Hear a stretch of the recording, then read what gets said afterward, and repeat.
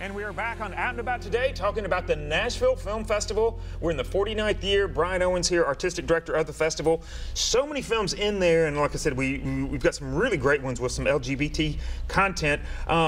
We were just talking about After Louie, but now there's another one in here that looks also very intriguing, Dating My Mother. Yeah, it's a much lighter film this time around, and it's about a young man in his 20s who's on the dating scene at the same time that his mother is re-entering the dating scene. So it's about the two of them negotiating the turbulence of the dating scene together. Okay, well, let's take a little look at it and then talk a little bit more about it. This is Dating My Mother.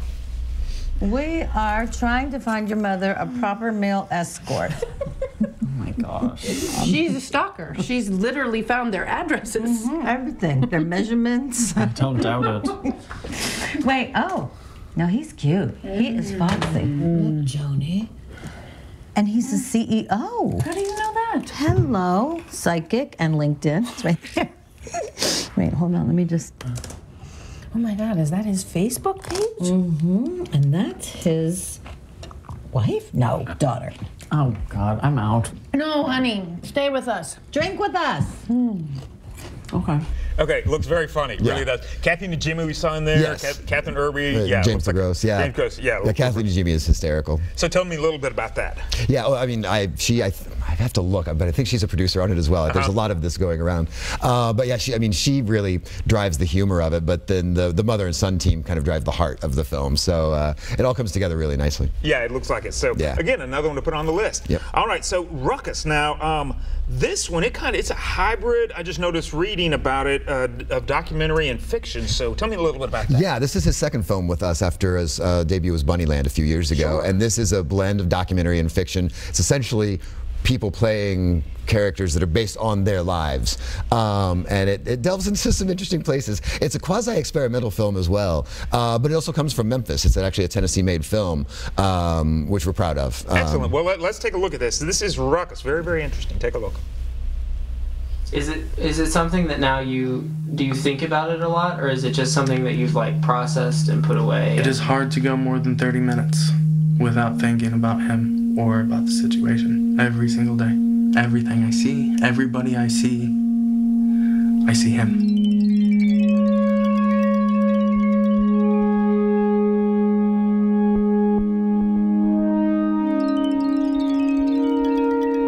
On chat, we would end up talking about stuff that we never would talk about in real life. But even then, I'd try to get more than you gave back. I don't know, it's just one of my things,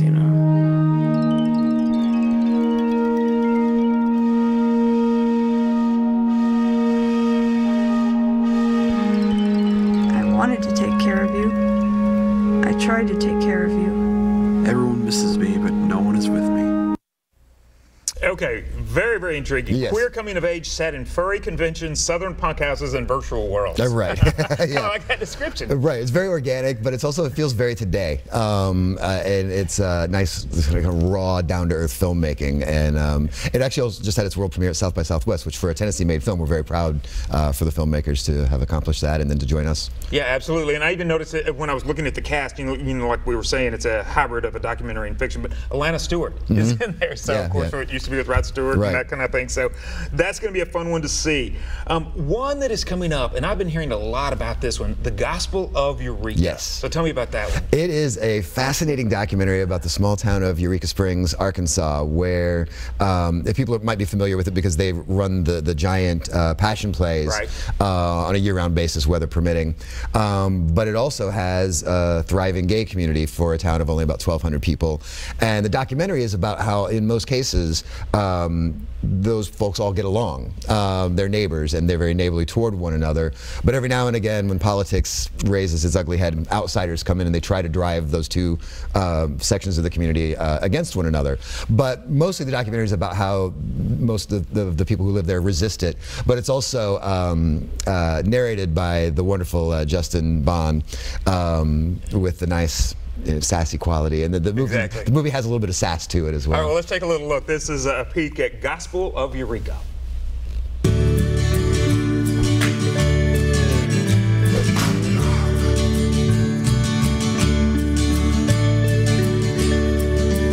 And I say to my Christian friends in my community, who are we? we Judas or are we Christ?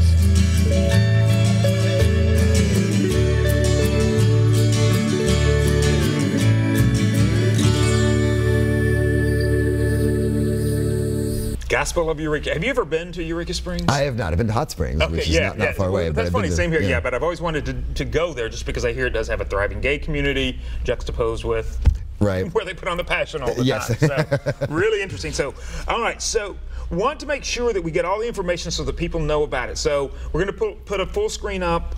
The festival is taking place in May for the first time. Yes, May 10th through 19. We were able to push it back a few weeks. It allowed us to not be right on top of the Tribeca Film Festival in New York, which has opened the door to having some great films for the second screening in the world. And it also means I think we're not going to be dealing with the April showers, hopefully, like we dealt with last year. Right.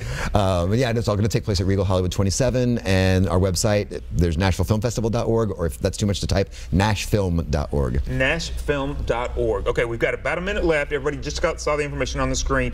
So kind of in the final 45, 50 seconds, what would you say are some of the best reasons to come to the festival this year? I think it's to meet and mix with the filmmakers themselves. That's one thing that I always love, and I love watching that commingling happen.